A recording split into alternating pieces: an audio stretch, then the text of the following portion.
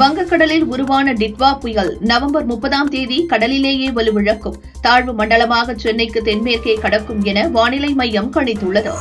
2026 August 1ஆம் தேதி வரை அன்புமணிதான் பாமகவின் தலைவர் என தேர்தல் ஆணையம் கூறியது. அதற்கான தரவுகள் மட்டுமே எங்களிடம் உள்ளது என தெரிவித்துள்ளது.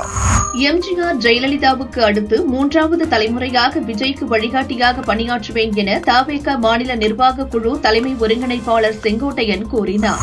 கோவா சர்வதேச திரைப்பட விழாவில் நடிகர் ரஜினிக்கு வாழ்நாள் சாதனையாளர் விருது வழங்கப்பட்டது. 50 ஆண்டுகளாக கலைத்துறையில் ஆற்றிய சேவைக்காக அவர் கௌரவிக்கப்பட்டார்.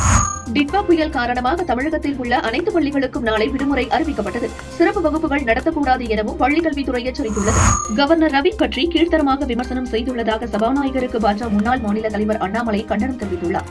2022ஆம் ஆண்டு கோவையில் நடந்த கொடூரமான தற்கொலை குண்டுவெடிப்பை அப்பாவு மறந்துவிட்டாரா எனவும் தெரிவித்தார்.